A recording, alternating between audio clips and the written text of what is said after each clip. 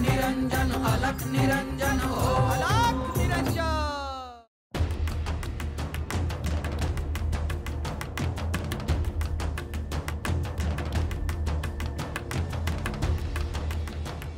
त्या शिकारी लोकांना शोधण्यासाठी वनात सर्वत्र फिरण्याची आवश्यकता नाही। मला असं जाणवतंय की ते इथेच आसपास कुठेतरी आहे। मी आसपास पाहून येऊ का गुरुदेव? नको, तेच आपल्या समोर येते।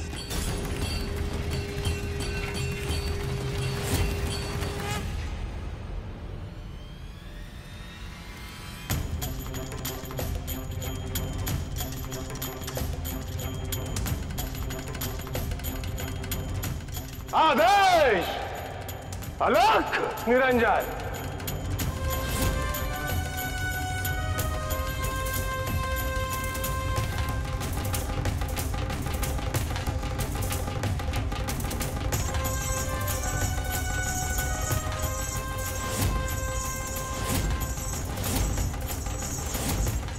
हेच आहेत ते दोघे ज्यांनी गजराजाची हत्या केली होती।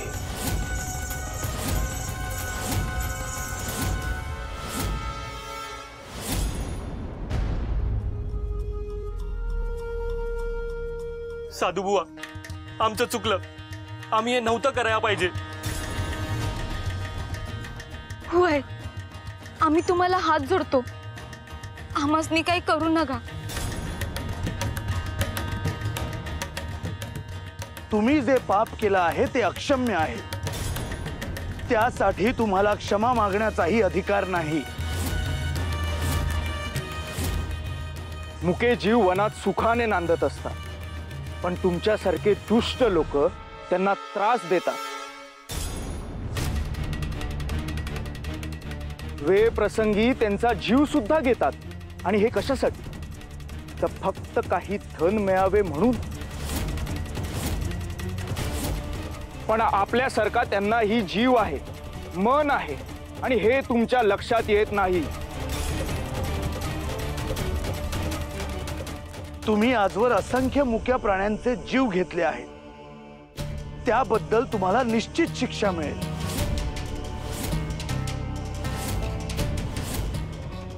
साधू बुवा, आम्ही आमच्या मनात काय नाही केलं, आमचं काय नाही ह्याच्यात।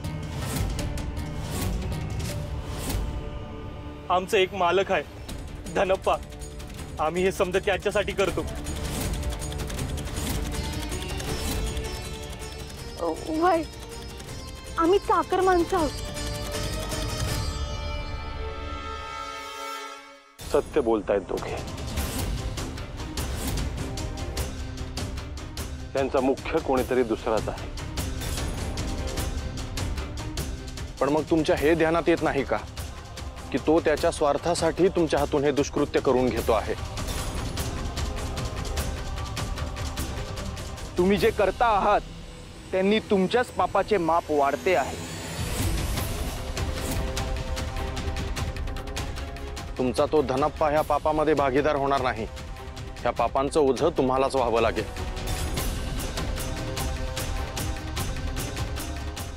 सर्वप्रथम तुमच्या हातातलं शस्त्र खाली ठेवा, आणि इथून पुढे कोणत्याही मुक्या जनावरावर ते उगारू नका, नाहीतर तुम्हाला अशी शिक्षा मिळेल की जन्मभर तुम्ही ती विसरू शकणार नाही।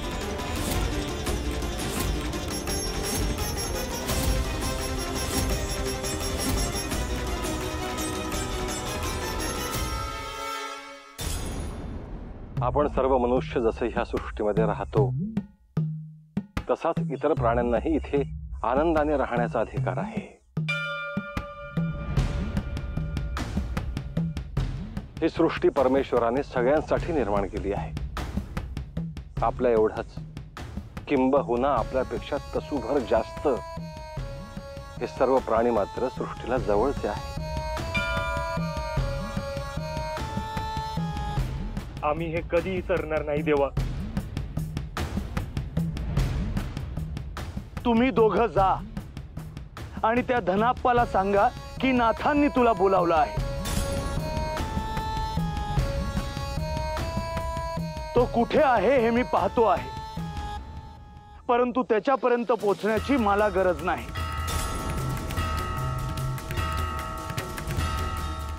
त्याला आणि वनात असलेल्या त्याच्या इतर माणसांना इथे बोलवून आणा. आजच्या आज ते गुरुदेवांसमोर हजर झाले पाहिजे. होय, आम्ही जातो आणि सांगतो त्यासनी.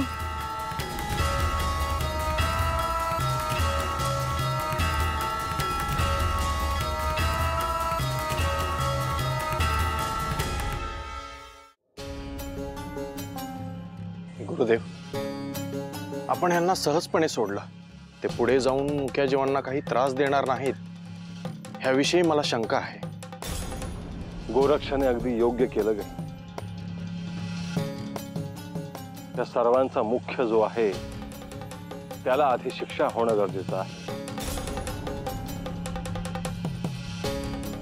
मनुष्यासाठी या सृष्टीत सर्व काही अलबेल आहे, तरीही तो इतका स्वार्थी का होत असावा गुरुदेव? कारण स्वतः कष्ट करून स्वतःच्या अन्न, वस्त्र आणि निवारा आपल्या ह्या गरजा पूर्ण कराव्या हे त्यांच्या ध्यानीच नसतं. त्यांना धनाचा संचय करण्याचा लोभ असतो आणि या हव्यासा पोटी ते अशी प्राण्यांची हत्या करत सुटतात.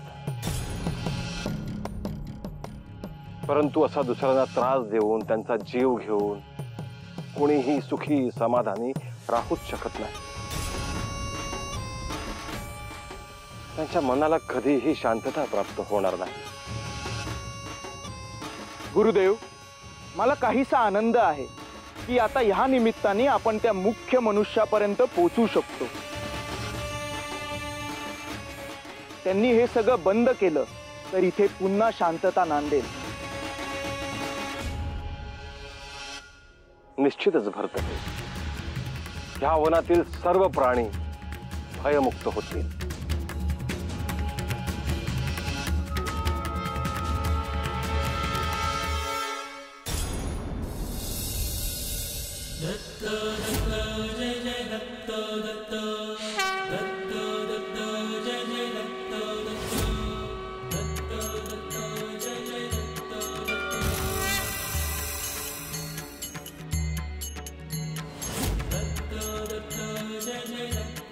श्रीपाद, लय दिवसांनी घर सोडून गावात आलास. पाया पडतो, आम्हासनी आशीर्वाद दे. शुभम भवतु. श्रीपाद,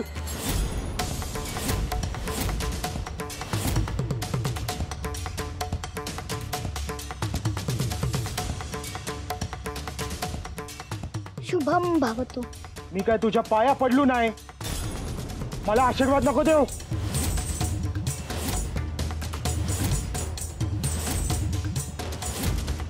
तुम्हाला त्याची गरज लागणार आहे. अरे हट, मला नाही गरज.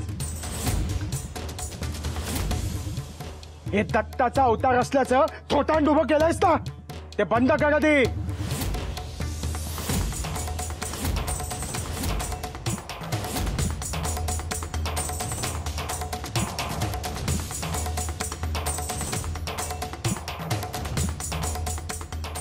तुझ्यामुळं इथे मला कोणी बी विचारणं झालंय.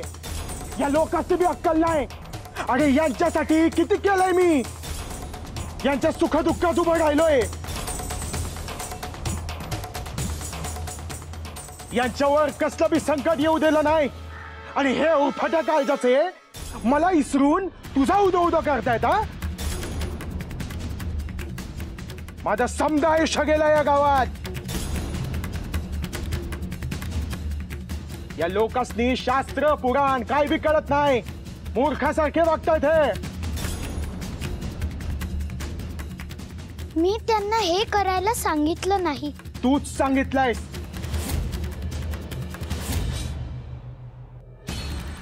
अहो नाही बंगारप्पा, श्रीपादचा सोडा. आम्ही सुद्धा गावातल्या कोणालाही तो दत्तावतार असल्याचं सांगितलेलं नाही. हो ना, लोक आपणहून येऊन त्याच्या पाया पडतात. लोक आपणहून समस्या सांगतात त्यांच्या.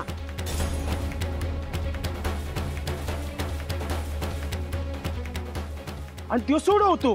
हा अहो दारात आलेल्या याचकाला तसंच माघारी कसं पाठवणार? आणि श्रीपाद जे उपाय सांगतो ते सुदैवाने खरे होतात. आता मला सांगा, यात आमची काय बरं चूक? तुम्ही समध्याने मिळून हा कट रचलेला आहे.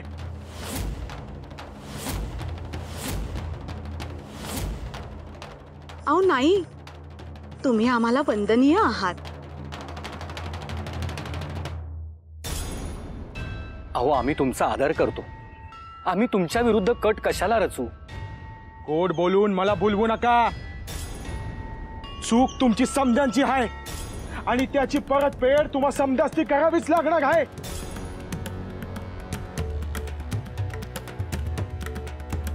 आता दाखवतोच यो बंगारप्पा काय येते.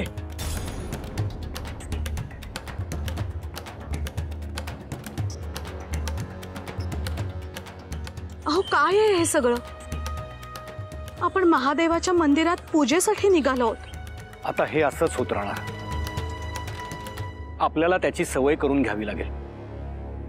होय ना रे श्रीपाद?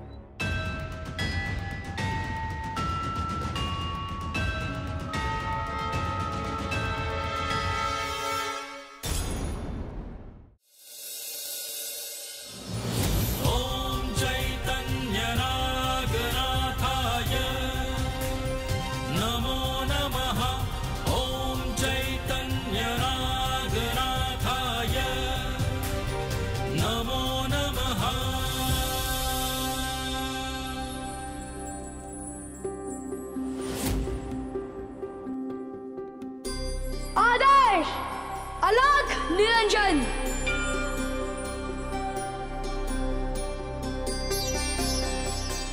भिक्षा वाढ माई. कोण रे बाळा तू? गावात पहिल्यांदाच बघितलंय तुला. इतक्या लहानपणी ही काय भगवी कपडं घालून हिंडतोस? मी सर्व काही गुरु आज्ञेनुसार करतो आहे. आपण भिक्षा देऊ शकाल तर मला ती द्यावी. अरे पोरा, आम्ही भिक्षा वाढतो, पर या समध्या गोष्टींसाठी तू लय लहान आहेस र. होय, तुझ्यासाठी मी चांगला स्वयंपाक बनवते. तू घरात बसून जेव. नाही माई, मला तशी आज्ञा नाही. मी कोणाच्याही घरात येऊन भोजन करू शकत नाही. आपण जे द्याल त्याचा मी भिक्षा म्हणून स्वीकार करेन आणि तेच घेऊन जाईल. भिक्षा घेऊन कुठं रानावनात जाऊन खातोस? थांब इथंच. मी एक साधक आहे आणि भिक्षे संदर्भात मला काही नियमांचं पालन करावं लागतं. गुरुदेव जसे करतात तसे भिक्षेच्या अन्नाचे मला काही भाग करायचे आहे. त्यातला एक भाग गाईला, एक भाग सूक्ष्म जीवांना, एक पशुपक्ष्यांना, एक पंचमहाभूतांना, देवतांना, एक माझ्या गुरुदेवांना आणि उरलेला भाग मला. आम्ही तुला भिक्षा देतो, पर पुन्हा एकदा नीट विचार कर. तुम्ही जर मला भिक्षा दिलीत तर मी पुढे जाऊ शकेन. ठीक आहे, जशी तुझी इच्छा.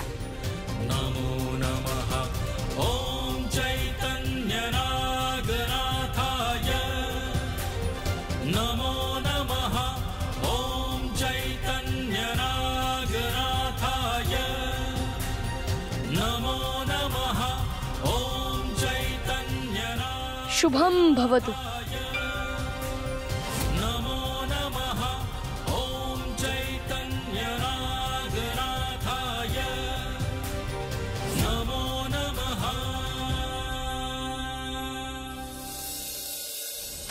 गोपंडा, तुमचा तो नातू श्रीपाद, त्याला तुम्हीच देवपण दिलंय आणि लोकांमध्ये तुम्हीच सांगता ना तो दत्ताचा अवतार आहे म्हणून, आणि म्हणून तो लोकांमध्ये मोठा झालाय.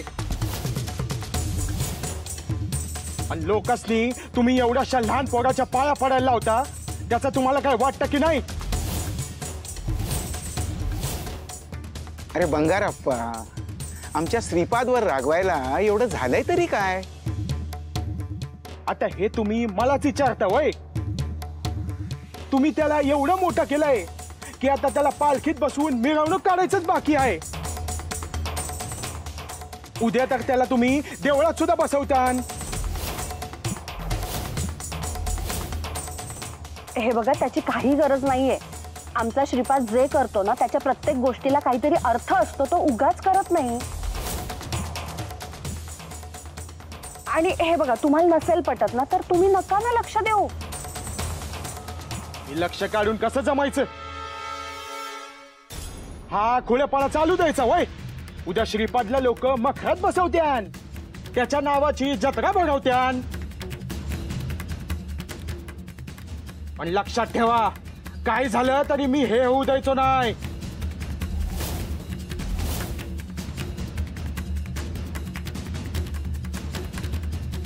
अहो, हे काय आता नवीनच? आपण हे श्रीपाद आणि सुमतीच्या कानावर घालायलाच हवं. हो,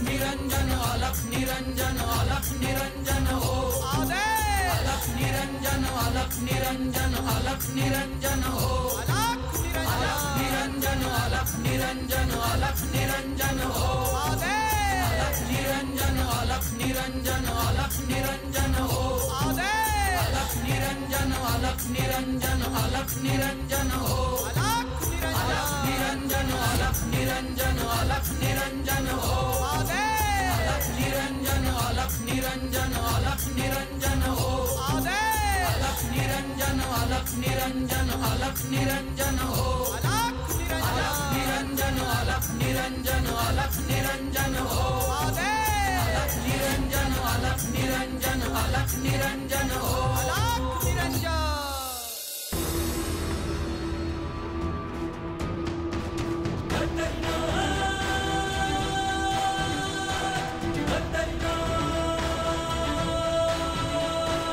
जय भर्तरीनाथ जय वीर भर्तरीनाथ जय भर्तरीनाथ जय वीर भर्तरीनाथ. आदेश अलख निरंजन. जय भर्तरीनाथ जय वीर भर्तरीनाथ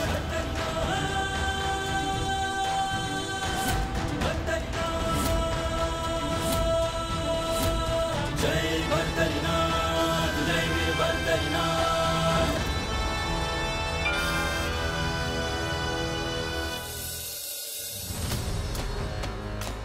अद्भुत भर्तरी, एका मृत झालेल्या झाडाला तू पूर्ववत केला आहेस. गुरुदेव, भ्रमण करत असताना मी तेच पाहिले आहे. मनुष्य झाडांचा वापर केवळ त्यांच्या फायद्यासाठी करतो आहे, पण त्यांना जगवण्यासाठी खूप कमी प्रयत्न होताना दिसतायत. एक झाड जगलं तर सृष्टीच्या ते किती उपयोगी आहे हे अजून मनुष्याच्या ध्यानी येत नाही. परंतु पुढे कलियुगामध्ये एक असा काळ येईल की सलग 100 वर्ष ह्या पृथ्वीवर पाऊस पडणार नाही. सूर्य आग ओके, वनामध्ये वणवा पेट घेईल, सबंध सृष्टी होरपळली जाईल, अनेक जीव मृत्युमुखी पडतील आणि ही सृष्टी हळूहळू अंताकडे प्रवास सुरू करेल. मनुष्य ह्या निसर्गावर जे अतिक्रमण करतो आहे त्यातून ह्या पृथ्वीचा, त्या सृष्टीचा विनाश अटळ आहे. परंतु मनुष्याच्या आधीच हा निसर्ग स्वतः ह्या सृष्टीचा विनाश करेल.